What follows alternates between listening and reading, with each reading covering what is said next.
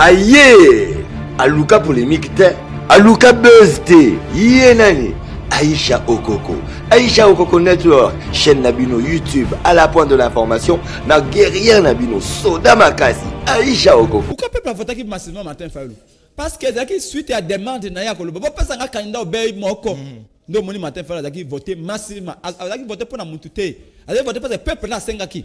C'est que Lelo, Balobi n'a besoin non mais c'est vrai que Félix Alonga quitté, mais le col à Kabila a nommé tout Kaka, tu peux sa chance, tu le bit, hein. Moutou a sa chance, c'est le peuple. Vous voyez que matin Fayoulou a eu mon candidat, moi qui a pas d'ailleurs candidat. Peuple a mon qui moi qui a non, pas n'a pas de chance. Là ça appelle. Na ebite bazu ba magistrat, bazu ba juge. Bazu ba préparer déjà peine pour la prince Penge. Ngamo ko prince Penge avant kanga ngai. Na proposer peine na ngai. Ba katela ngai. Ba katela ngai 50 ans de prison. Oh mais na ko ça ote. Na ko ba déjà na ba na ebi mende basaka. Ba dem ndongala ba kota. Tu na français ka. Ebi marambazo. Tu na français ka lombo. Dossier a dem ndongala. Ça sengi peine. Ah ndeko na dem ndongala ba kostela ba a violer moi non. Dem ndongala bimina makala à moitié paralysé. Que notre français quand on peut y aller dans un président je ne peux perdre avant que le bagazana va perdre Dieu n'onga n'a violé alors que ça le kuta que notre na Chesco Kalombo na bino prince Penge na lobby contrairement à bansu bakangaka nga je propose peine ngai juge yo mon sur ce dossier déjà apparemment yo moko comme la posa bakanga yo te ndeko na ngai ko nga mo pour tout ça babi bakanga il faut le bakeno nga za innocent ko ngai te ndeko na ngai prince Penge j'ai mené une politique parce que j'ai un idéal. Aïe, Aluka polémique te, Aluka buzz te, Nani, Aïcha Okoko, Aïcha Okoko Network, chaîne Nabino YouTube, à la pointe de l'information, na guerrière Nabino, Soda Makasi, Aïcha Okoko, Ibozui wapi, Bazui wapi, voyez, Abimana ndenge nae, polémique ezate, Aluka buzz te, Kranet Solobi, Aïcha Okoko Network, et Yelibino, Naba programme Yassika, ma programme pour étaler culture, sociale, Nyoso, information, il y a solo vérifié à la source. Pour Nabino, abonné à Aïcha Okoko Network. Aïcha Okoko Network, Bozéane, Bana Diaspora, Yewana, Aïcha Okoko.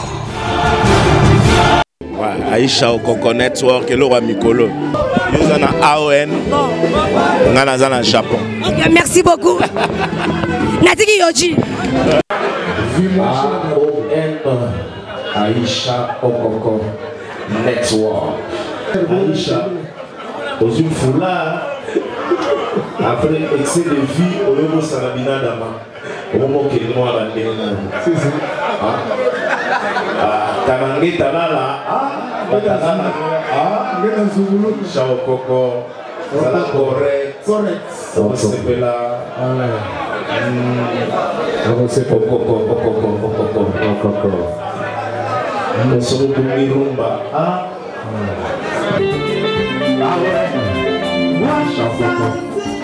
Mbote na milo bande kubala ndenge vous respectez rendez-vous ya lelo pona mboka oyo pona bino eyambi mwana mboka Prince Epenge président ADD Congo pe moko ya balobeli ya plateforme politique Lamuka oyo pona lelo to commenter sur actualité politique na Congo démocratique mbote mwana mboka mbote ndeko mbote pe na bana Congo bakozali bakoya kolanda biso boni santé ya plateforme Lamuka Lamuka ezali malamu poete Lamuka ezali nde ndako ya peuple eza motuka ya peuple Lamuka ezali oyebete coordonnateur ya Lamuka sikawe ezali mwana mboka Adolphe Muzito ali ko préparer ba action ya kafu na Congo mobimba mikolo mikoya bokoyo ba calendrier ba action ndenge tolobaka na presidium ya Katanga la dernière fois où Lamuka ekutana kina Katanga na réunion Moïse Katumba convokaka na suka ya réunion Iwana tolobaka ete Lamuka ndelonga ki maponomi ba leader tu ya Lamuka bandimaka ete biso bana Lamuka nde tolonga ki maponomi mais le kola Kabila a s'imposer biso tokosala manso pona kolamusa peuple mobimba pona koyesa peuple bo sala tout ete volonté na bino ekokisama bondima te moto moko a la bino plus de 80 millions d'habitants comme volonté ya peuple ekokisama 2023 pose peuple le peuple a lo barana maponomi de te 2023 moto akozela yango ya lité oyebi ntango mwana mboka Jean-Pierre Bemba Gombo atie mongete na monyama ya Kabila na 2006. Kabila akwea kama kale na 2006. Kabila alonga kama ponoma 2006 te. Mwana mboka Jean-Pierre Bemba Gombo nde alonga kama ponoma 2006. Mais pour nini mwana mboka Jean-Pierre Bemba Gombo akambake kolote. Mais tango yewana balobi na biso tozela 2011 les 30 en marche. To comme en 2011 nini lekaki. Kaka makambo ya tricherie ya 2006. Na mwana mboka Jean-Pierre Bemba Gombo ndeka yango nde Kabila bandaki na 2011. Tango papa Tshisekedi atie isusu mongete na monyama. Peuple lobi wo to longi to sepeli. Et comme elle la publication boye ngoy munu da bimiseli biso ba résultat mususu alobi o Tshisekedi aleli na monoka mboka. Tshisekedi alobi na kolela pe na Chiluba te. Na kolega monoka mboka te. Papa Tshisekedi alobi a décrété résistance. Papa kambo ya vérité to munda lelo e bani na 2011 Et soukaki to komika na 2018. Papa cardinal Echu alobi na peuple le kuté zaka le kuta. Bosa communauté le kuta te. Le kuta po la tsangwe lamba pembe te. Papa Tshisekedi alobi to kondima Kabila te. Félix Tshisekedi lelo. Oh comme na lelo boyo Kabila a nommé président. Félix Tshisekedi alobi a kondima ko ben Kabila président te. Wana na 2011 faut pas to bosa na kanoki. A Congolo ndiye mito apamba bongo ya lite. Papa Etienne Tshisekedi alobi to kondima pouvoir Kabila te. To ko landa impériaux metina suka.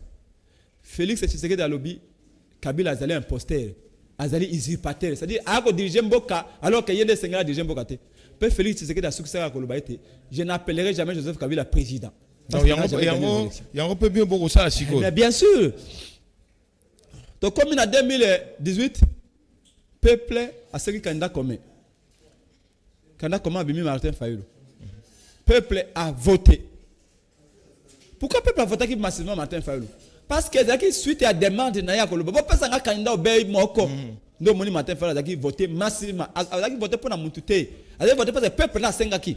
Siko lelo balobi na beso non mais c'est vrai que Félix Alonga quitté mais le col à Kabila a nommé tout kaka tout pesa chance trop vite hein. Mutu pesa ka chance zali peuple. Obi que Martin Fayulu zaki ka yemo candidat te. Mo qui a pas zali candidat. Peuple a monaki mo qui a non. Pas na pesa que chance te. Félix azaki wana. Mais pas une peuple et oh bah on sait va faire chance parce qu'avant dit déjà ngwende yango mais avant dit ngwende lo lenge nini poko longola esu na ngwende komi ba mécanisme belé te mais kokota na ngwende koti lo lenge sendeko kaka nzeto ba matelaka kaka yango pe ba kitelaka loko amataki na ba économie a okita pena ba ezalira te kasobi kasi on nzete ba matela yango ba kitelaka akotaki na volonté politique ya Kabila a okita pena na volonté politique mais cette fois-ci ya Kabila te politique ya Kabila tante cette fois-ci na volonté à peuple peuple le ba kondima te yo so munta amatina nzete avocat ko akokita na nzete ya manga très souvent ezaka ko so matina nzete manga okita be na nzete manga awa likambo ezali makakunde a changer ka heureusement que biso to makaku te isima biso to makromi bale makaku presque na maboko mine ya milaya en plus donc je vais vous dire que toi pas bantu il faut qu'on voie tu sais que il y a ce qu'on appelle les lois de la nature ils ont le ko la moto abali mwana na yo bali mwana na et ça kate ça c'est au frein de la loi de la nature ngolo banini oh c'est mec qui na yo obimi na ye ezala kate au frein de la loi de la nature le lenge moko le kuta ezali donne moko naturel te le kuta to zwa kango ndeko zwa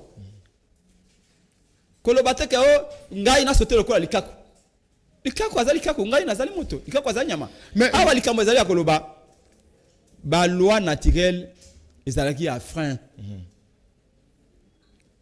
normalement na be fort tout ça qui ko banda 2006 2011 pona ko luka ke mbolingo pepe ko kisama to ko tolérer te na lobaka toujours ce qui Joseph Kabila azwaki leki ya Martin Fayulu pona ko nommer le lenga nommer Félix to ngai ko ndima leki ya Martin Fayulu te ponga bitu batoko bundela bitu ba Martin Fayulu te il faut faire très attention parce que na tangi kelas na zo mokano ya ko bundele ko nanga ça fait 18 ans pona idéal na nango na école ya Etienne Tshisekedi wana koloba excusez-moi ba moke na koloba école ya politika au de tangi l'université c'est papa Tshisekedi paix à son âme alongoli biso bobangi alobaka na biso prenez-vous en charge bobanga dictateur te dictateur alinga muto abanga kai lokola ngai prince pengawa ba information outil bisika nyonso prince penge baza ko kanga yo dans 2 semaines point ni ba information na ye pour prince penge kanga munoko prince penge ba service de renseignement ba de miape ba nere bango tout aux opes information ba la oui bazui ba juge bazui ba magistrat balobi tolinga boule ne ba kino ba kolobaka parce que balobi prince penge aza ko déranger aza ko ba vérité mingi. Il faut que kanga prince penge au moins de totie Mike Mukeba na cage prince penge pe mutu akolanda basi ba cette dossier wana pendant 2 mois déjà batika en estili ba bengi chef à la police ba tia na message ba bivala estika ka jour na erni ba kangela prince penge donc ça dit que quoi dictateur nyonso alinga ka sa bongo échangeateur depuis mokile banda régné par la peur donc on a koyo ka yo bolingo lo basikoyo mwana mboka Félix Antoine Tshisekedi Tshilombo za dictateur papa tant que le balabino Félix azali ko sala exactement au Kabila yebisa ki sala azali ko sala kaka lokola Kabila bazaki utiliser même les astuces au Kabila sala même manœuvre au Kabila sala même façon de tromper opinion exactement de Félix ko sala donc ngai prince penge descendre Lumumba koko na ngai penga beta moto na nzete kauka yoko yebisa moto ya ne ngana banga po ane la sali dossier na ngai na banga po demia pa ko sa dossier na ngai na banga po te ba yebisa chef la police bakoya na butu bakoya na moi ba okuta prince penga kozala wana o ba yebsinga babi o prince penga kimanda ko na bi na ko kimaka ko jamais na ko tika bana ngai ta tika mwasi na ngate bakoya na ina ba président le baki toza na état de droit soki mbebe ezali bako benga yo soko sambi bako kanga yo soko sali le kambute bako sala oni prince penge o le kaka liberté expression ezali o le kaka na ba télévision le kaka na ba radio lo baka e bana boni bako ne ko inquiéter au prince ko na ngai Mike Mukeba azali wapi. Est-ce que tu te racontes Mike Mukeba il est là Mike Mukeba dossier mususu na ndeko na biso so politicien ndeko ça il y a un problème na Monateba ba utiliser qui est ba utiliser qui Monateba dans poche à Vital Kamerhe non na yebi ngote Monateba za pire petit à Vital Kamerhe qui ne le sait pas Moni azana Jolino makelele bomona ki mokolo ba ikota kana kina yena sima Jolino makelele conseil politique à Jolino makelele et lelo excusez-moi cour concernant la Catholique mais Mike a tourné en prison pourquoi donc Ezali toi dans le régime il y a oppression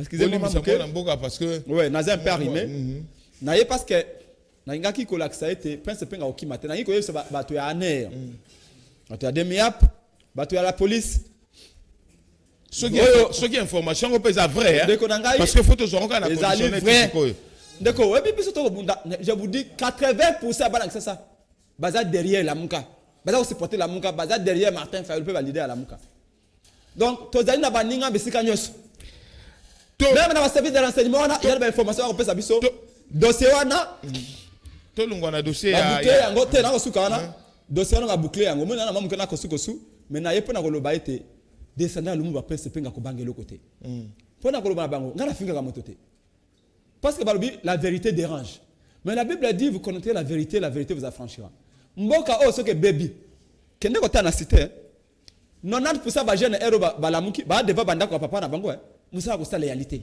et pourtant bana makasi bana volonté ko sa pour nini il n'y a pas d'offre politique, il n'y a rien à proposer. Maintenant, quand on a vérité triomphée, tous les gens malamu, la politique est malamu, ce qui politique est malamu est misala yé namboka, ce qui misala yé namboka, bajana bakoza misala, mboka namse se développer. Mais bango ba kulutu na biso bana ba juge, baza ba magistrat, bazali ba na ane, ba na demiap ba lingi obeto za bata lokuta. Quand se penge akoma politicien o, les gens na critiquer Félix, na butu na ko pas Félix. Na lobi mabe akabila na moi na pokwa na butu na kena kinga kati. Ba lingi biso na ndengwa tokozaka jamais ndengwana. To club de siona ndengwana aussi ça peut na ebiete, so na ngina ba vérité ngo kanga ngai.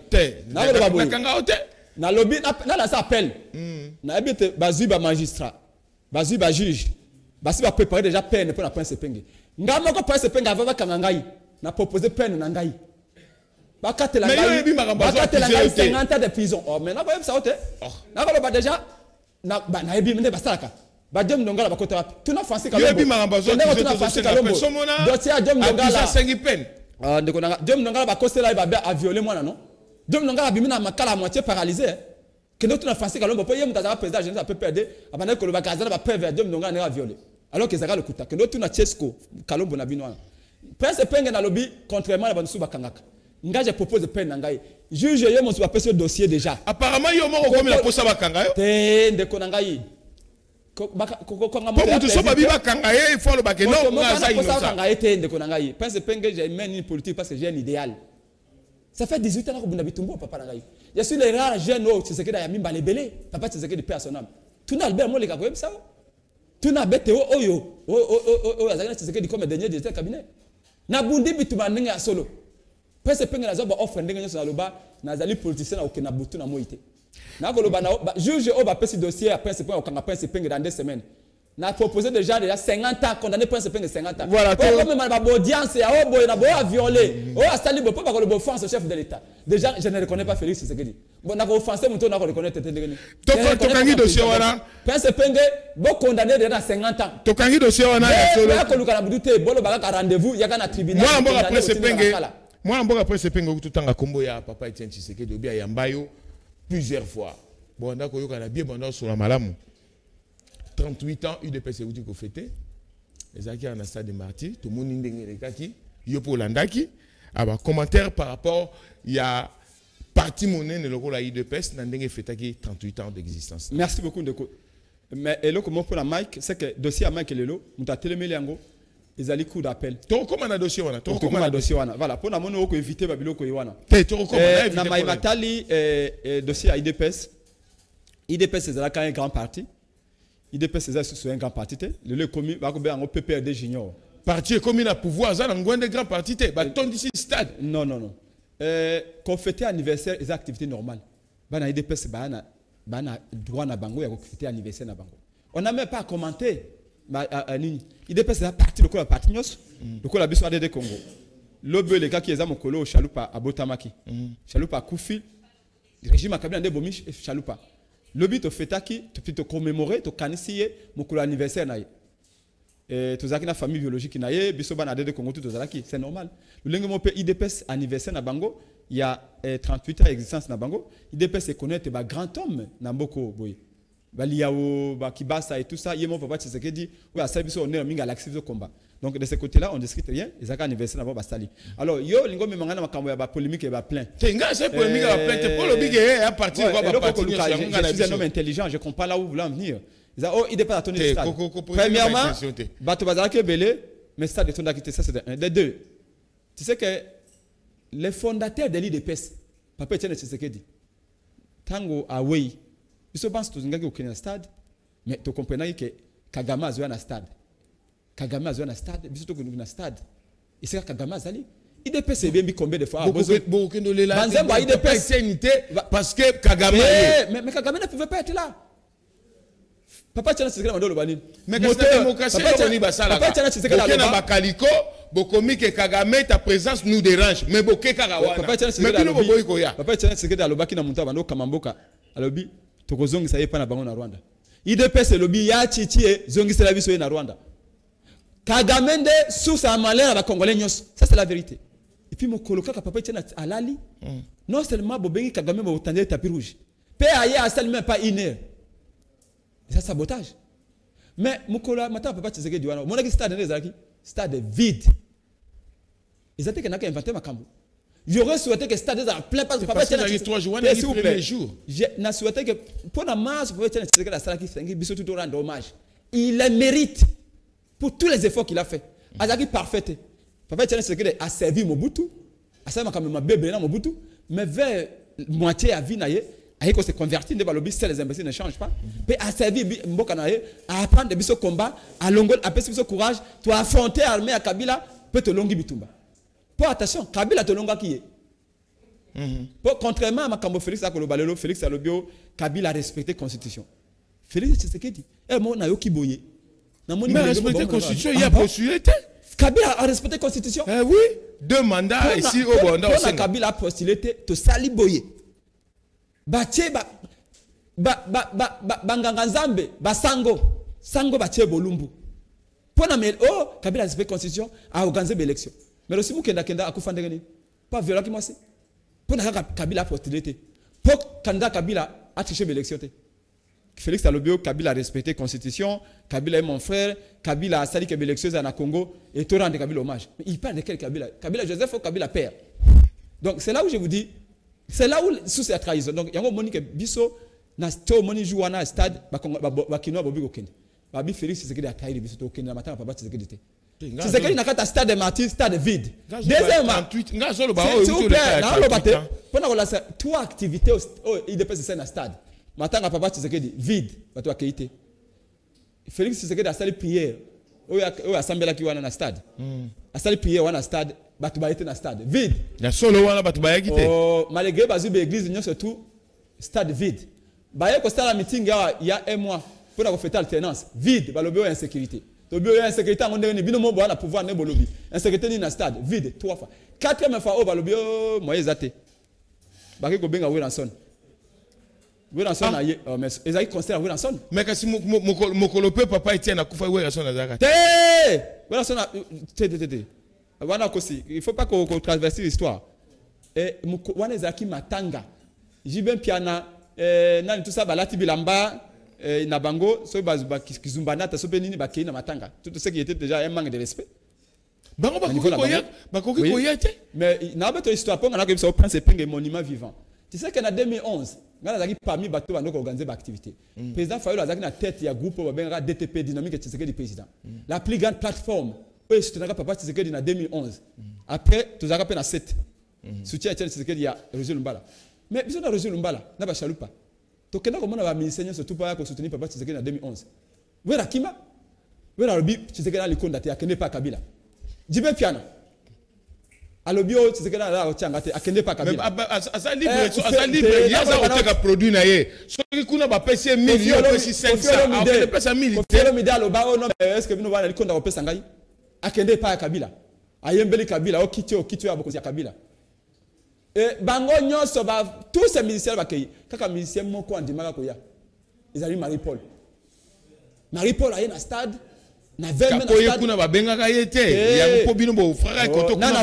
Kabila Azaba ministère tout Kabila likamondé en bon Kabila ça le bas les Congolais vous pouvez les coloniser pendant 100 ans il suffit seulement d'avoir un peu d'argent et les ministères congolais nambongo za lokola soso nanguba yo muni le londe ba mona bango tuba ko yebanani libanais oyo achou mais ba ko teka ba produit na ba ko teka ba service ils sont ça même ba bazuma mbongo et belé ba la pauvreté extrême et ba ko na ba millions il y en a 2 millions 3 millions mais malgré ba ko na ba millions ils sont toujours incapables de réfléchir pour na koloba mboka ezali occupé to quand même to yemba pour na mboka to ça boy non bango avant tout cela to le qui na 2011 papa Tshisekedi azaki vivant azaki na besoin à JB azaki na besoin à Wera azaki na besoin à Félix azaki na besoin à Kofi bango tu balobi to yemba pour papa Tshisekedi pombongo yaki moke pombongo zaki nde moke mais papa pour na mboka na ebi que papa Tshisekedi azaki incarnation à changement peuple lukaki je vous dis que changement matin fa la zone en 2018 bato babandaki yango ezai bemba na 2011 et na 2006 ba congolais balinga ki avant ba se débarrasser na Kabila depuis 2006 babandaki na kopesa confiance na bemba ba ko pesa confiance na papa Tshisekedi mais malgré tout ça Kabila continue toujours à nous narguer ya ko vendre la biso puis comme en 2018 Kabila impose sa volonté balobi na biso en 2023 mais il ne nous prenait pas pour des cons. Tout le monde acceptera ça. Prince Epenge. Il y a un bateau qui a menacé. Mais oui, Prince Epenge n'acceptera jamais. Il a coquille, il a déjà fait coca. 2023 comme arabe, il y a un bisoto yambio, le Rafa Bisa yambio, ne consulo yambio, 2023 coquille. Mais t'en fais pas. Les Noirs américains, les États-Unis, ils ont colonisé, ils ont un esclavagisme. Aucun esclavagisme, et ça, combien? Depuis exploitation à l'homme noir depuis combien 15e siècle. Ça fait combien de siècles? Mais un jour les Américains, les Noirs américains se sont libérés. Ba lokola ba Rose Park na Chicago. Moi si wana boyaki à côté na bisiboy, mondela à côté babio noir télématique là mondela place abina ko télématique. Na ville à Montgomery, États-Unis. Le lenge pour monaki ba maman ba Tupac. Ba s'est révolté, ba Malcolm X et les autres. Donc nous disons c'est la résistance qui amène le changement. Nous résisterons à toute forme de pouvoir à Kabila. Kabila Kobong en a lobby. Le loi a nommé Félix. Lobby peut-être encore nommé Chadari. Lobby peut-être encore Zouamas Naemoko. Nous résisterons jusqu'au bout. Les gens qui intimident les services de renseignement qu'ils utilisent dans un pays, ils utilisent toujours comme des Konabino. Pour la France, ils ont occupé, on a utilisé les Français. Pour la Congo, ils ont colonisé les lots, passé comment les lots. Pour la cause de l'Itungu, la Pamba. Moi, je ne peux pas t'aimer. Je ne peux pas t'aimer les acquis, mais les 5. Tu continues à dossier, il y a moi, Mike Mukebai. Voilà. Tu continues à dossier, moi, Mike Mukebai. Déjà, cours constitutionnel, c'est pour nous, ça qui va libérer. Mais Azaka a entraîné pour la Boloko. Mais autocité, pour la première fois, tout le monde IDPS c'est à 5 000 francs par personne dans le meeting à IDPS. Mais ça a pouvoir, ma belle, ah, mais alors. Mais ça dit qu'il preuve. Ça dit que ceux qui besoin de pouvoir. Bon, mon que bateau ba eto pesa bango coca ba mais ma belle IDPS c'est où tu accompagner papa. Wana bozalaki na pouvoir te bozalaki na mbokote. Ah bon, papa kasi papa tseka daga capable ko senga ba mindele $1 million, $2 millions. Ko senga mindele. Papa Kabila ope attentat ko kolompe papa Etienne Tshisekedi. Bazana batu na ba institution. Na 2011 ba mindele ba Etienne Tshisekedi. Ndimaka ka Joseph Kabila. Ba million to pesa papa Etienne Tshisekedi alobeki simbate. Ba oyo bazali awa lelo ba konza IDPS lelo nde ba trahir. Papa Etienne Tshisekedi ko ndimelo ko anate. Dossier à Mike Mukebai. IDPS a commis bon stade 5 000 francs par personne. Il dépasse à Tcheba bis na barre comme à 6h, 20h. Il dépasse à Tcheba Gangote. Le lot, kaka Martin Fayulu m'a dit. Kaka Lamuka. Kaka Bakada Lamuka n'est pas capable de faire un meeting sans argent. Au moins, on va million à Batouya ou à Martin Fayulu. Attends, ça fait arrêter. Bisomo va communiquer à Lamuka. Tu fais ta makate. Tu bunde rapport na mboka. Tu kenda ba meeting na makolo. Tu kenda mi tu kana biso lukima 10 francs na yo. Ola siba na nzalo $10 na o che kabila okei. Deuxième mois, Mike Mukebai. IDPS c'est Koufi et comme PPD junior. Quand on a cambo PPD dans ça quand IDPS comme ça là. Qu'on peut avoir 5 000 francs pour avoir un meeting. Coach Babis. Ça dit que bon on pouvoir pour ça encore PPD. Moi na mboka. Changement ni ce que boye nango. Yango moni bako détenu à million à l'état. Le PPD abano détenu à million à l'état. Donc changement égalité, la continuité. To le qui na dossier moi na mboka Mike Mukebai. Cour constitutionnel s'est prononcé. Et Sengela qui abima. Kino lelo exécution bloquée quelque part. Non, bon ça peut forte, bon ya na itandoike, mais et là on dit bon ça la peau en tout cas ba exécuter mokano wana. Non, tout ça que ça elo kondo kona koti ko lo bandengo wana te Mike Azali député provincial et à la Muka ville et à Lingwala. Avec que Mike a gagné l'élection et députation nationale. Mais Moto Kamere wana a remplacé dans l'Assemblée nationale. Elle a gagné l'élection à députation nationale, Mike. Un double dans ça. Les Congolais vont récompenser pour la bitumba de la école. Il va être un gars qui peut être initiateur et marche à l'ibosé de ça qui peut en soutien à Mike Mukebai. Nazali moto na Mike Mukebai na bitumba nyoso même na makala ngam na organiser à Kenya. Tant que une semaine donc chaque jour na makala. Tata mokonze ko le Congo Martin Fayulu a saisi l'ambassade nyoso a saisi ba ONG nyoso pour na Mike Mukebai. Ba leader à la Mukebele peut pas contribuer à combat wana. Tant ba sengi mbongo a pour na ko futa na cour d'appel plutôt que na cour constitutionnelle pour na frais tant ari a cour ebimia. Président Eli Martin Fayulu a le meilleur coordonnateur à la Muka d'information a le meilleur leader suspect bah ça les faux donc Mike Azali bien soutenu ba Congolais a potopé ba ko soutenir Mike ba Congolais a j'ai eu des gens qui m'ont appelé mutatinenga na base ouelé 35 000 fois pour Mike Mukebai. Est-ce que vous vous rendez compte si c'est un village pas si Azali mais Prince Penge batinenga na MPSA 35 000 francs contribution à peuple à base ouelé na province orientale kuna pona Mike Mukebai. C'est-à-dire bitumata ba bunda auto bunda pa pona biso moko te ndeko. Il y a des ba maman ba chema bongo na se pona ko payer pona biso. Zamba o ba otinda biso mbongo pona babi boko te pona bitumba Congo. Bisika nyo yango na auto ko biso même makambo yo balo bao makambo arrestation ngai. C'est ça ba to service ka ba renseignement lobi Prince Penge keba. Awa déjà dossier na o régime a Chilombo na Kabila oyo basi ba yokani ba kangayo. Raison mo pezalité to moni pele ka ba kangayo réalité mais to ko yebisa po ete yo ya mbo na boka o bonde l'école. Donc biso toko dénoncer arrestation à Mike Mukebai. Alors ba Congolais bangewe ba dossier zali wapi dossier zali cour constitutionnel asa katili kambo ndeko mboko ya kambo sonya tango to kayina président Eli Martin Fayulu na cour constitutionnel balobi na biso cour constitutionnel a rendre arrêt na ye Martin Fayulu au koyi déjà na arrêt à cour esili to ba na bango te esilité esili pas cour mais pas peuple esilité le comment na peuple a lobby à continuer résistance jusqu'au bout. Donc on dit Maki Moïbe ote. Siko Mike Mukebai, taka même coup wana. Azi arena yi. Alors bi Godin Poyi asaki mala moté. Balobi muto ata bomi il faut ba yokayi, ba sambisa yi. Ya se défendre. Mais Godin Poyi balobi ba fundi Mike, babi Mike afingi muto ya kamera wana Daniel Mwanateba. Ba balo tia suki amila yibo. Mike ole ba benga Mike pa Godin Poyi abengi Mike te. a lobina bajuzi bozo Mike Bokangai. Nam tabino bajuzi bozo Mike Bokangai. Écoutez pour oh. Ezaki na dossier ya monate bati. Kasi te monate ba fundi Mike na ko lobano en face facile. Na lobano ko tropicaliser raisonnement. Na ngi ko même ba argument juridique était gambouiller bato. De manière directe, Godin Poinde à l'obina bajuzi, bon mais maïko na bosambi saibo kangaye. Parce que normalement, Mike a député, on a milité naïe. Tant que député a que le babo a que le bonheur a peuple à élire. Ce qui, bon monique a sali mabe. Godin Poinde s'engage bien à Mike, abi Mike. Taba fundio, nani procureur général à l'obi, il faut pas kangayo. Est-ce que finga qui est au finga qui était? Godin Poinde a tout nié bon côté. Godin Poinde quand on a moni ba komele ba bitongo kanga Mike abi a bokangaye. Mais il y a un problème de ils ont bloqué parce que alors blocage les alliés dès que constitutionnel à lobby décision Godin Poyo azoki a si la Mike na les pas basé ba kangaye et violer constitution pour Godin Poyo azoki tango ya koyoka Mike était c'est gars ba yoka Mike le quoi ba yoka qui était décision les alliés anticonstitutionnel tous les alliés inconstitutionnels et respecter mo bekoli constitution de coup constitutionnel et katili kambo et lobby Mike sengeli mokolo malelo abima na boloko c'est quoi senga kinini le coup la cour d'appel de Kangaki, coup d'appel les aganacés à coup constitutionnel. Coup d'appel, coup constitutionnel, tindi mukana na coup d'appel. Bon libérer Mike Mukeba immédiatement. Président coup d'appel à l'habité. Là il a libéré Mike Mukeba été. Bako bengaye et de le choule. Combo na yeto bako bengaye. Combo na ye. Excusez-moi mais Mikanda to comme les alliés yé de le choule. Maintenant, Tobi. Mais balobi coup constitutionnel sera rendre aller naye. Pas balobi mais article 94 voire même dans 5, il y a loi portant statut pour organiser la cour constitutionnelle l'OBT. Ce qui cour constitutionnelle à rendre à rien. Quand on moko le il faut que exécuter en ils allaient immédiatement exécutoire. Parce que à la cour constitutionnelle bimi. Même mon konzambo qui s'opposait. Même Satana. Même Satana qui s'opposait.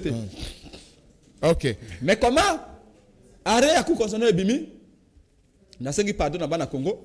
Na yaki couper cette information là m'a moqué santé à la montée et tu aussi m'a moqué et comment est-ce que cour d'appel et que télémela arrêt à cour constitutionnel depuis mon candidat est commis à cour d'appel figurez-vous que le président à cour d'appel a été dans l'audience dans Makala pour na lobby alinga délibérer arrêt à cour constitutionnel tant qu'on a faire en délibération batunye Mukoloma avant-hier et pas ba journaliste ya ba média ya libanda à l'obio a pressé à loi mo côté obligé à respecter la cour constitutionnelle de l'autre côté le mo be comment te lobi na il faut katali il faut ka bin sa ma ka lelo ça dit que mukola kolinga so akenga ke na Chine ko soma papa pona mwasi na ye te la Chine te Chine bato ba okende te so ka ngake na Kenya kuna kosomba mituka Timo soka lingi Pierre jeune na za église na esili mais nga otuna shiko bino na lamuka boko sala nini parce que boko loba bien que procédure wana yango te makambo mukambi ya cour d'appel ko sala yango te bino shiko na niveau na bino boko sala ni te na niveau na biso to loba kiango ezali ba conséquences ya pouvoir ya Kimoyibi. Il n'y a pas quatre chemins. On vous dit que la justice élève une nation. C'est la Bible qui le dit. Toi, on a beaucoup peut-être 90% de Sambelaka. Par le biais, la justice élève une nation. Et puis, on sait qu'une injustice est allée. Ça dit que l'injustice fait quoi? Ce que justice est même mboka likolo. Injustice c'est que ça l'année. Et qui s'est mboka nassé. Et si quand on court constitutionnel, le biboti kama ke mukebai. Et puis, le justice est à souka, cour constitutionnel, le biboti kaye immédiatement. Et puis, le juge est assez. Le but est de cahier. Tu allais presser de l'autre côté et l'autre côté. Bon, si quand Bino Moutobo est président de la République, Moutobo est président de la République à Monyangote. Je vais vous rappeler, conseiller, mon papa conseiller à Félix Tshisekedi.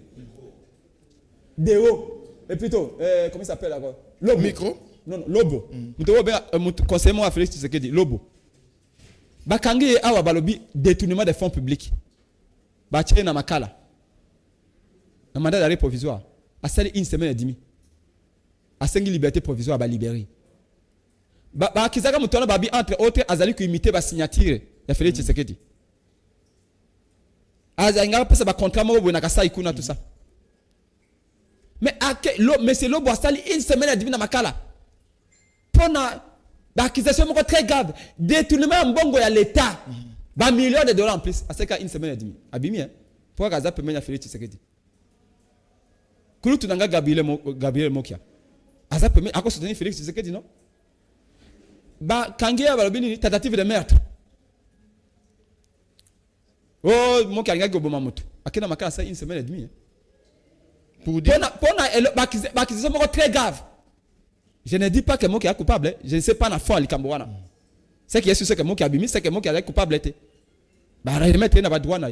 Mais Mike Mukebaye, balobi a fingi. Encore que même le magistrat n'a pas démontré comment Mike a fingi. Mike a sali 5 mois. À 5 libertés provisoires à rejeter. Alors que la fuite n'est pas à craindre. Mike a député provincial à Roki, mais c'est comme côté. Pourquoi 2 poids 2 mesures? Les noms bako luka prince penge. Bakangaye. Pour prince penge lobby Félix c'est ba nomadi. Félix c'est qui 3e. Le bako luka porte pas opposition. Ozana ba parce que Zagi le bako luka porte pas opposition. Mais Félix c'est que dazali wana. Félix c'est que ndi senga za porte pas opposition pour yemta kwa ki makale kale. Même pas Chadari. Chadari azali nulle part. Donc pour que l'axabino combien me que ça juste balobia makambe Albert Yuma ba millions de dollars Albert Yuma est-ce que va attendre moi la mboka aussi ça parce que et ça na oyo député na ouais je crois député na ouais j'ai PPDA balobi azai ko signer fait ça ko signer ba ordonnance inconsciemment. Est-ce que vous avez entendu moi Prince Penge na lobi que fait ça ko signer ba inconsciemment? Mais député à PPRD a traité Félix Ndengwana. Azawapi. J'ai dit mabunda uti koloba Félix otanga droite tika ko improviser makamba droit ou makamba droite. Azawapi.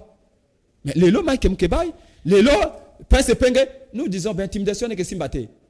Merci moi Prince Penge. 50 ans. Ngai condamné à 50 ans.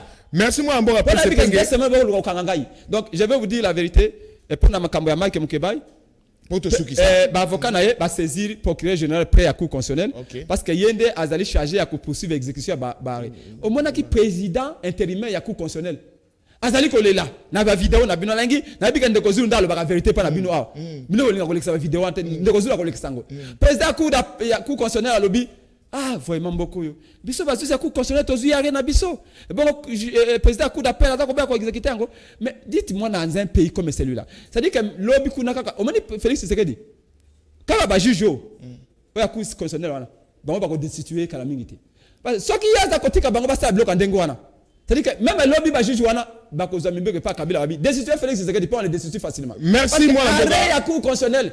Merci moi Mboka. Juge ba ko lela bango moko. Merci moi Mboka Prince Penge oza officier makambo justice awa.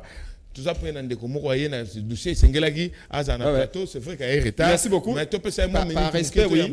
Je quitte mais obi que dossier social vie ezali très cher ndeko na ngai ba ko ba ko lela. Le vendredi quand on ça bino budget Félix Tshisekedi a 11 milliards ezalité le kuta.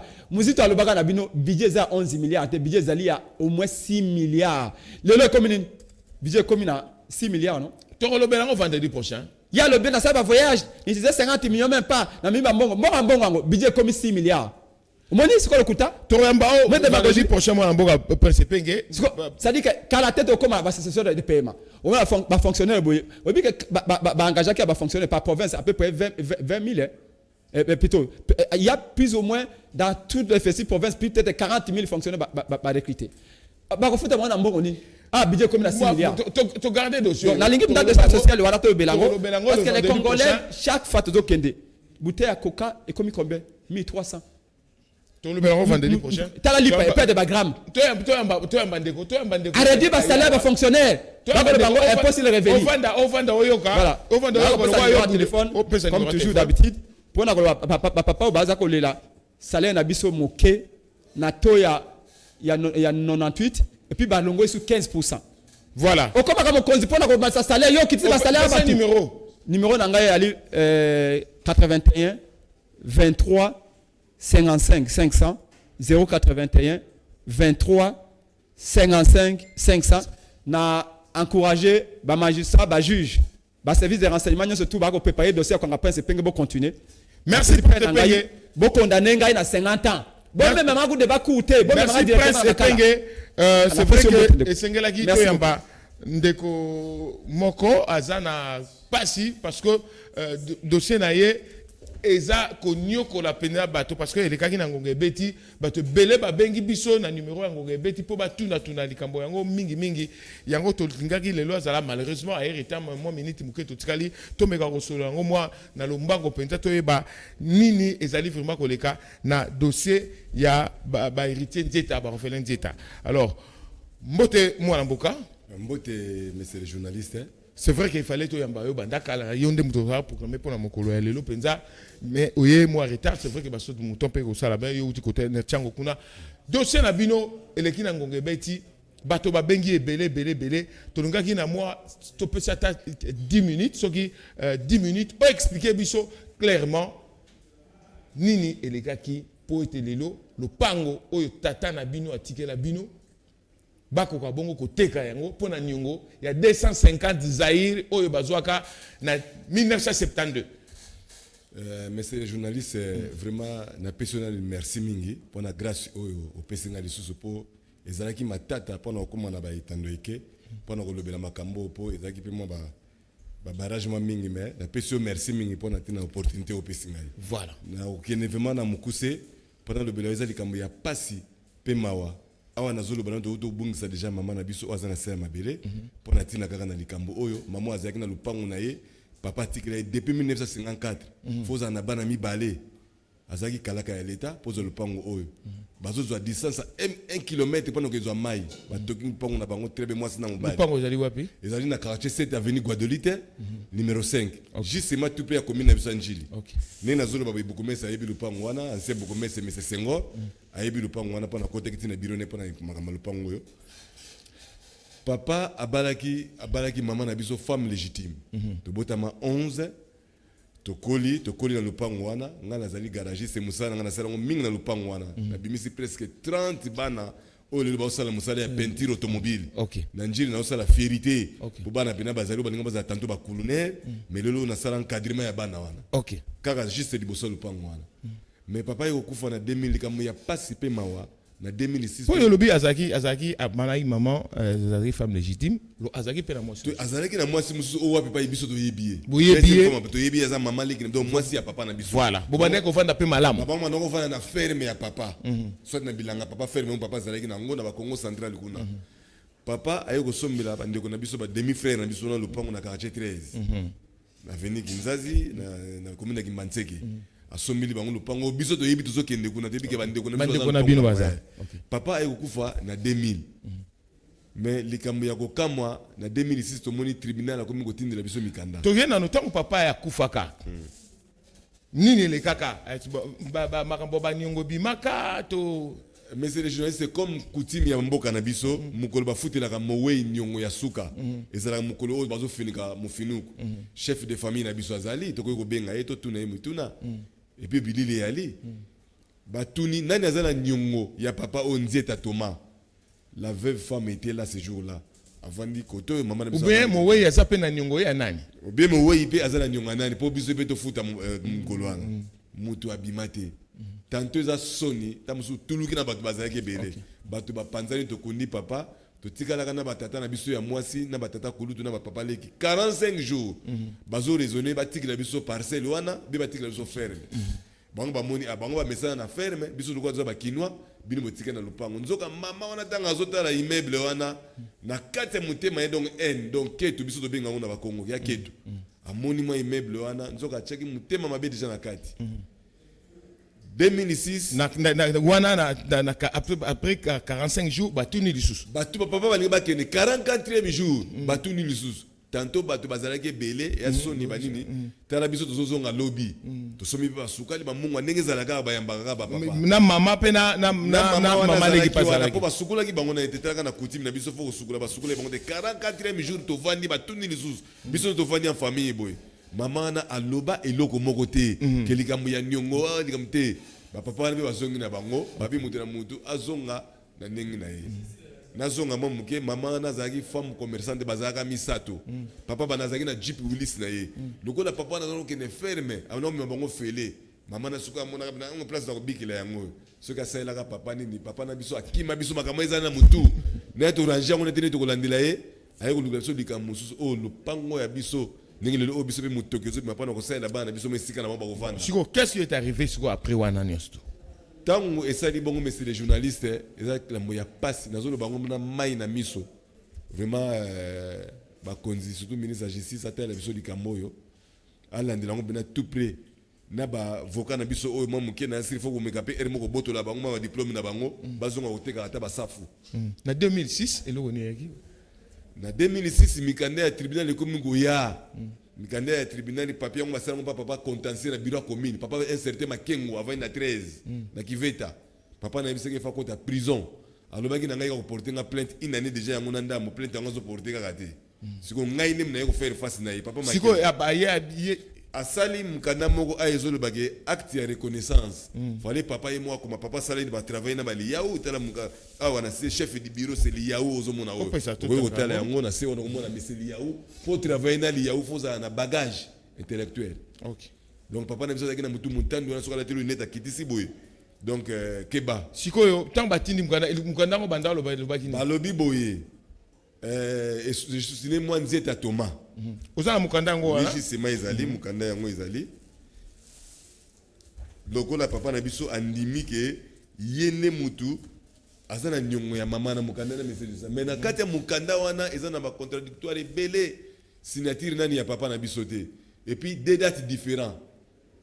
Papa oyo a commis verbalisant pour mon papa oyo verbalisant oyo mon efforts en nzambe tout ça en nzambe donc a commis verbalisant donc ça raison na bango donc baza raison mobimako banda na community na TG Siko oyo ezali mutu asinya awa ezali papa na biso te bango ma chesko ko papa mutu azalaka ana bobilo ndenge ni bolobi ke papa na biso siko oyo tala signature na papa na biso na mukanda na ye azulaka bambongo yango wana oyo moni mukanda oza na se wana tala signature na papa na biso comparer yango eza deux signatures différents siko awa na date oyo na ne oyo papa zalaka nanu malade to azali papa aza maladi papa kufi na prostate erni ba manoyo ko za papa na mbeto ponga na ko sala liboso lupango do fe ba legana ngai na balabala afa ba kota na kata lupango bazwaka papa erni na mama oyo po mama na banoko ya kuna te mama na yeka ka tango papa kufi nde mbala liboso kota na kata porte ya lupango na biso na kota kuna te pa ezaki na lupango na ye mususu na 13 ezapina ligamba pasi na lingi ma photo zonga na ba droit na biso nazo senga mutu nyoso to tangango donc reconnaissance des dettes j'ai sous-signé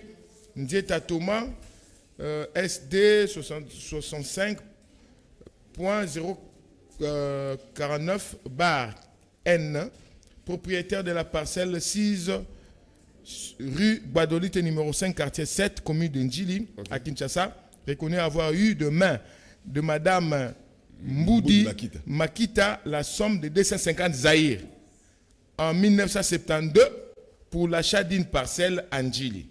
Comme la dite parcelle n'est pas payée jusqu'à présent, je m'engage à restituer son argent en francs congolais, selon son équivalence. 180 000 $. Je paierai cet argent le 31 janvier, le 31 mars 2000 au bureau du contentieux de la commune de Ndjili. Oui. Si vous avez les cacahuana, vous avez témoin zate. Point na yago biso na commune. Si vous avez na commune Ndjili obami libanga boye koko mapana biso. Tout ça vraiment à 0 mètre. Témoin zate na makambo. Témoin zate et puis deux dates différentes. Côté ya monsieur verbalisant, on a dit ce verbalisant papa Makengo ache le 23. Côté ya papa kuna signature le 24. Donc papa yego lala na yesusu, ba yego la mzesu na tonga papa kene signé. Na mala papa yego signé. So mona lettre ya nengwana banda mokile banda. Tant batindi bani bokenda ko samba ko koma e pa bazozi. Mukanda oyo papa oyo na ba PV azana ngote. Puis aza chef du bureau caché zate. Soko tuni papa Makengo ba PV oyo tindelaki ba papa oyo na tribunal. TG Ndjili. Na kota kiti na bureau mama na faut ba ya na droit de réponse ao. Na notaire, mama na notaire, na kota kiti na bureau na mama. Yo lo biso to sanga ba soki poto yaki lito imoko te, bango so baroya to websa bango. Ba po na kota ka ba mama na notaire achebe na boy. Boke Alexina Chapelé. Abina za mwana mama Maria or biso to tanga Yesu Kristo ne mokonzi. Oya kelilo la pe mabele o biso akufela biso. Yazo cha mama Maria boye. Mama Maria za na bomo ite. Bokendai ko samba. to samba te po déjà avocat na biso surtout avocat maman na Paul Kuzoma Paul Kuzoma na fait ba croyer penza ba biloko na yini so atangi la classe vraiment faut boto le azo mériter te kozala vraiment po soko kati tseleka tango maveleka kapena kati tseleka libosa juge na kosala mbindo te na kokosa pete na kosala ona ndimi po na tina kosala musala mais Paul Kuzoma o vima azuba avocat na biso nyoso tozaki alambi bango soko moni ana mukana to sala ka pelle na 4e miri mukana to sala ka pelle to sala appel après jugement liboso jugement liboso le bageni jugement liboso yango yo jugement liboso yango ebimi ah eloko e polisa ka batu ezali jugement mais na jugement au monsieur les journalistes ba commis ezali créance ezali créance c'est nyongo donc ba reconnaître que bino bozali na nyongo ya nani ya papa wana ya mama wana ndenge sikoyo wana ndenge nazo bisa yo wana ndenge sikoyo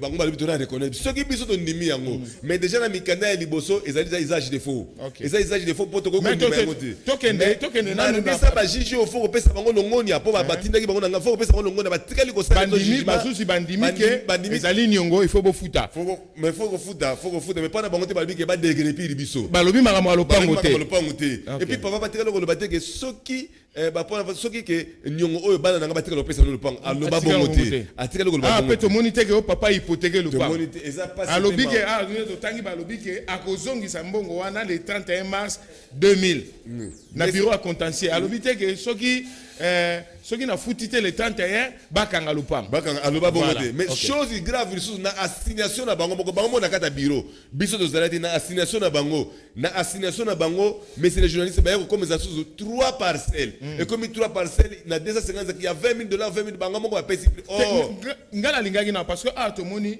équivalence nango balobaki il faut ba futa ngona équivalence à franc congolais mbongo ngo 250 Zaïre ya 1972 équivalence nango ezali $500 yango banque centrale mutazana makoki ya calculer biso misolo na banque centrale numéro wana ezali bakoko tuna na banque centrale bato wana balela makasi na banque centrale montant totanga montant au mois de juin 72 Zaïre 250 taux d'échange un Zaïre au mois de juin 72 valait $2 oui $2 un Zaïre donc coût d'échange est 1974 donc 250 na 72 ezalaki $500 nyongo na $500 na date oyo siko sengela bo futa combien ndenge totalia wa fallait siko to futa $2,900 parce que totangi montant actualisé en francs congolais au 31 octobre 2017 ezali 4,660,407,22 francs congolais.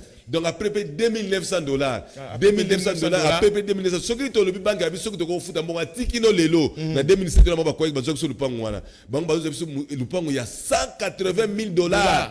Pour la valeur il y a $500. Pour la valeur il y a $2,900. Ezaka na lo baka wese na biso toilette na biso papa na sala. Ce qui est le ozo sala toilette zo kanza ke papa bana toilette ya kala ya ndaku. Biso na ba ero dia ba yana biso babota manga liboso biso pete okutango tuzo sokola na toilette ya ndaku na mbongo ya mutoki na yemoko lelo oyo komi mutalingo sala mwa toilette ya nini akui musolo ya mboka na mboka lelo bazoni valeur ya lupango ya bino eza plus de $100,000 eza plus de $100,000 oyo bazu yango pona nyongo na valeur ya lelo ezali à peu près $2,500 $2,500 tokolo ba $2,500 oyo na 72 zaki 250 Zaïre $500 na mibeko ya mboka na biso dépasser 34 ans dépasser 30 ans babenga ngo prescription mutu nyonso aza avocat ayebi loko na lobi ayebi terme wana babenga ngo prescription rosenga su nyongo te nyongo ne koyi mai pokala wana tata na bana 71 tata na bana 72 tata na bana 73 74 tiyo yoko luka mutalali pongi yoko mosenga nyongo siko putain elo ni ekomi na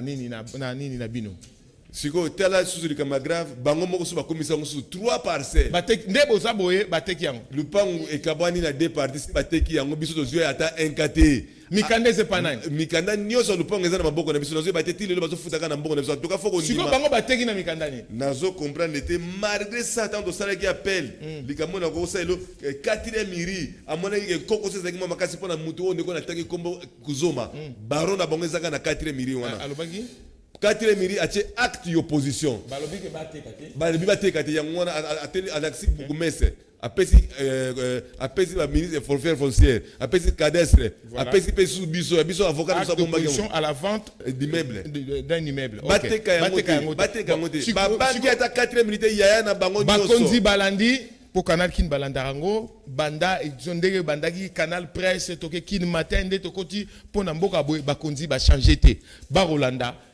pesa message na bakonzi na justice na politique na biso nanu nazopesa message na ngai na mokonzi ya mboka babiloko azotelemela yango oyo azotelemela babiloko oyo makasi na yebisi pena en tout cas son excellence monsieur Antoine Félix Tshilombo alandela biso likambo oyo alandela biso likambo état de droit oyo alobi na makambo yango état de droit awuti pe changer ba magistrat ba changer bango tala musala ba kobanda nango pena yango po ba féliciter bango changu base ezali changu ato saini ni base ezalaka changu po Japon eza kuna balandela likambo oyo tokobetela bango longonia et puis bakita kuna batuna pena na TG Njili makambo zo le Congo po mama nyonso na kotelaki bango na kati na bemoni kiti oyo ezaki pe na mutu musu azalaki wana avant yo sala musala malamu nzamba kopambola mais babangi kaka te telema na pesa ba conseil ti bazuka kaka lupango na biso bazongisela biso lupango na biso ministre ya justice tala musala yango oyo toza na posa lupango na biso ezonga po tozana ba droit mikanda nyonso na maboko na biso bazata na eloko moko te towuti kobungisa mama na biso mpona likambo oyo mama utokwea kaka apike crise akufi mbala moko tusi tokundaki kuna na Congo central. Ok. Donc voilà na mkiso yango na ebiso yango mena. Merci. Oh ye bandeko na yo. Oh pena bandeko na ngai grande sœur na ngai yo. Na ebiso bazana mwa mukeba koko baksa. C'est bon moi retard na ebite gim pour tout ceux qui voilà. Donc to komi vraiment na suka au petit numéro de téléphone tam suba ba konti ba ozana posa na yo. Oui, na pesi numéro de téléphone 081 519 41 74. Bandela susu 081 519 41 74. Voilà. Ben réalisateur na chef d'entreprise moi li loba quoi maman yé o me ko lobe pas ba kondia o loba tan soupe et pas maman o baza maman azara wana le président il y a assemblée nationale me ko tindele moi li loba. En tout cas vraiment ba kondia biso tala na yo awa o loba na yo botele la biso likambo oyo penza ngane na zaboye nazolala kana libanda na kati église na bana bosunga biso papa Félix Kisekedi Tshilombo tele la biso likambo oyo penza sunga biso la likambo oyo tomoni pa to okenete tozala mutu asunga biso te bobeleka yo papa na suki ka bongo. Voilà. Oh Lexa papa micro le quoi azali wana on se présenter aujourd'hui. Bonjour monsieur le journaliste. On se présenter comme on a ni comme na Landu. Alors, message pour nous continuer. Ngana ibisaka bango boye na oloba mingi te to grand frère auto loba déjà. Ngana zo bakisaka muke. Na ibisaka bango liboka muninga basombela ngo kwanga te. Lupango wana ndengeza ndenge wana bakotika ka yango kaka. Bakotika ka yango puisque les ma belle o ezaki no tata na message na bakonzi. Message à bakonzi. Bakonzi musale baby. Musale baby donc faut contrôler tout les tribunaux sous bateau bazo sala puisque bavocat bakomi benab donc ba miyibi biso ba ko yiba biso lupango na biso pena donc en mai o tata na biso kufi article biso maman to ebiete za maman moko ke no donc bakutana ka na nzela ayeko kosa tata na biso envier tata na biso donc ayeko lela mbali na ete mais ayeka ka po o tala lupango donc souci na ezala ka ke no donc ayiba biso akene alors neza na ebiseka bango liboka muninga. Merci, merci vraiment. To Claude de Show ya famille d'État. C'est vrai que bateau batangi ba combo bateau ba monique ezali ndengwana tête. C'est vrai que biso za na tribunal tête, parquet tête. Le quoi bino boleki droit de réponse ezali. So ba ozala na maloba contraire na ba document contraire na o bino bo présenter a obi ba version mususu ba lobby. Mais soki ba kondi oyo ba monique ba koko aider ba refele oyo ba ko sala ngotala ba perdre maman na bango ba déguerpir na lopango na choc na lopango ya vanda ba bengana akufaki. Alors merci na équipe technique mobimba oyo esunga kingai merci na Serge Makoso Kupar Bola Rodi Louadio chef d'antenne Azalaki wana Gimputu. Merci na assistance ya mon ami personnel Balsomi na ebike lobito rozana parce que toza pe na dossier na bino ba chroniqueur bokendai ko le gouverneur kuna alors que voilà, tokutane lisusu mokolo ya vendredi pona numéro mususu ya pona mboka boboto o mabuta mabi. Aïe! aluka polémique te aluka buzz te ye nani Aïcha Okoko Network, chaîne Nabino YouTube, à la pointe de l'information, na guerrière Nabino, Soda Makasi, Aïcha Okoko.